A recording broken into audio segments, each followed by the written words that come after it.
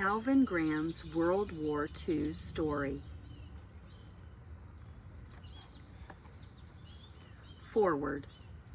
From 1939 to 1945, the Allies and the Axis powers battled each other during World War II. The United States was an Allied nation, while the main Axis nations were Germany, Japan, and Italy. By August 1942, the U.S. Navy was desperate for new seamen. Calvin Graham left his home in Crockett, Texas at the age of 11. He was so eager to fight in the war that he pretended he was 17 and joined the Navy. He was soon called to San Diego, California for training. As World War II went on, several important naval battles occurred in the South Pacific Ocean. One was the naval battle of Guadalcanal in November 1942. U.S. and Japanese forces were fighting for control of an airfield on Guadalcanal Island.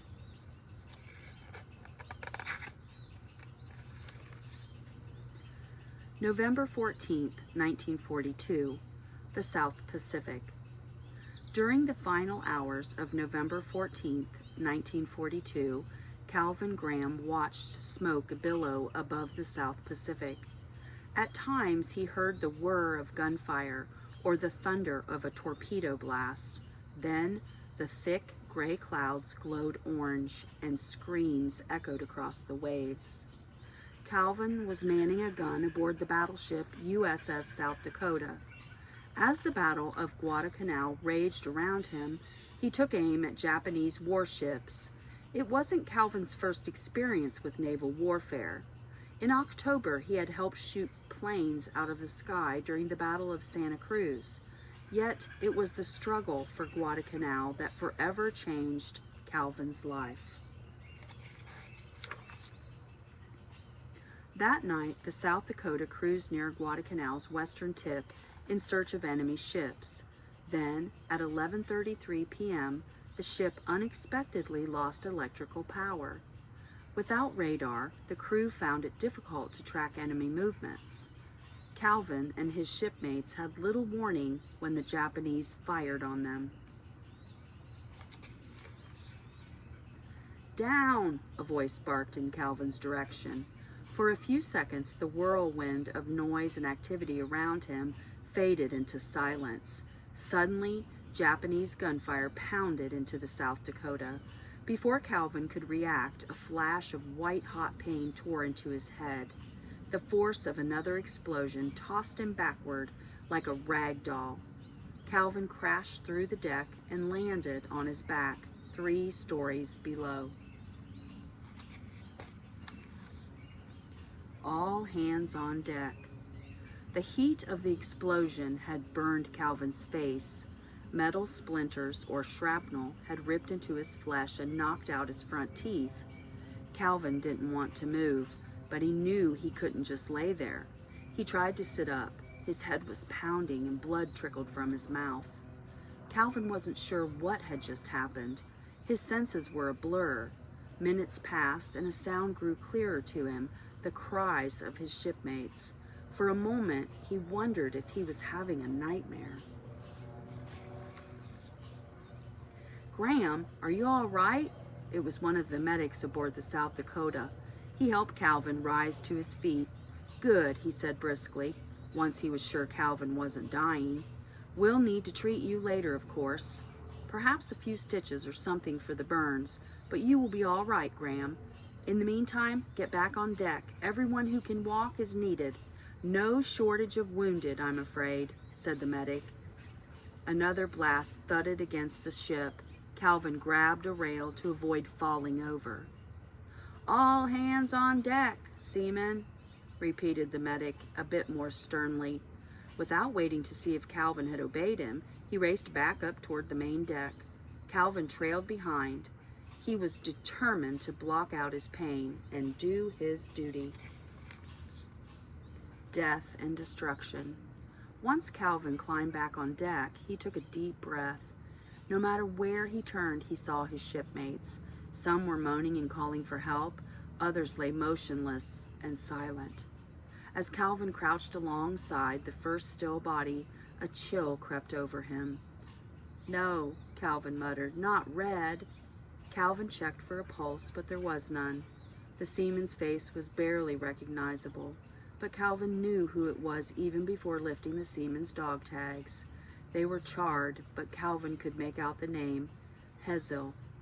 For a moment, Calvin thought he'd be sick to his stomach. Red Hazel had been his closest friend on the ship. They'd spent hours playing cards and talking about what they would do once the war was ended. Now Red was gone, and those times were over. Calvin's mind began to wander to the last conversation they had, but he was interrupted by something tugging at his shirt. He spun around to find one of his shipmates grabbing hold of him.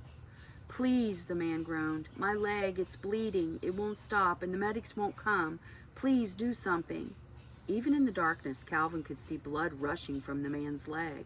If the gush didn't slow, Calvin knew the man would die. Caring for the crew. Calvin searched the deck around him. He desperately wished he had a tourniquet or a tight bandage to stop the bleeding.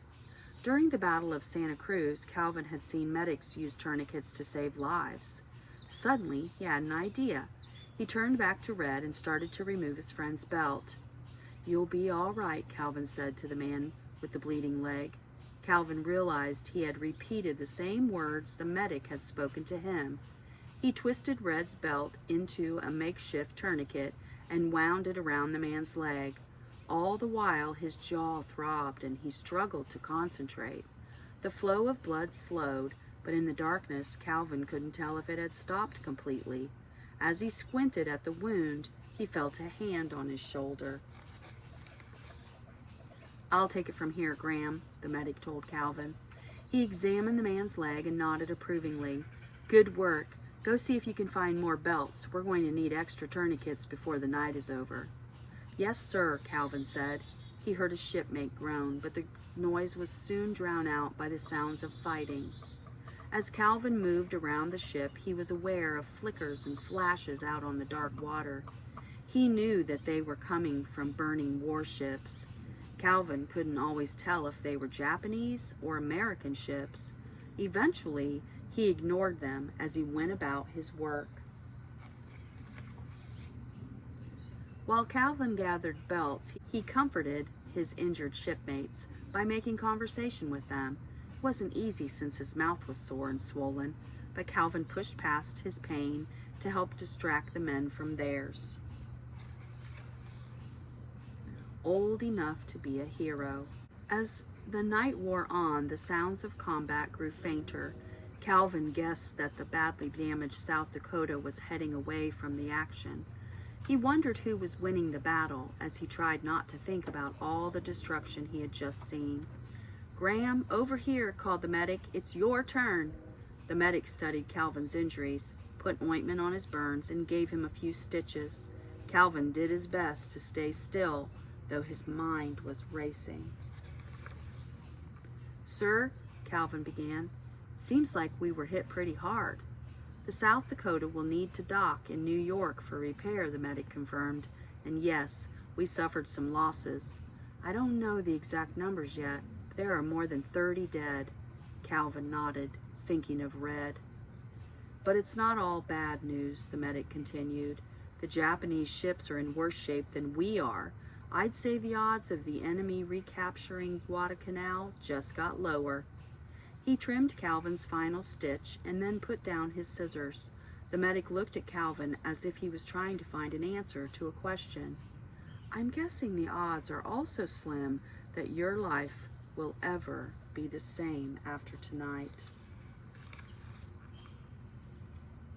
Calvin lowered his eyes. Officially, he was still too young to serve, but he felt older than 12, and he knew even if the truth stayed secret, he was old enough to be a veteran as well as a hero. Afterward. In November 1942, U.S. forces won the Battle of Guadalcanal. The South Dakota arrived in New York the following month. At first, Calvin was treated as a war hero. He received a Bronze Star and a Purple Heart for his service in the South Pacific. Not long afterwards, however, Calvin's mother saw him in the news. She reported his true age to the Navy, and he was stripped of his awards. Decades later, when people learned more about Calvin's story, these honors were restored to him. Calvin was one of the youngest U.S. servicemen to participate in World War II.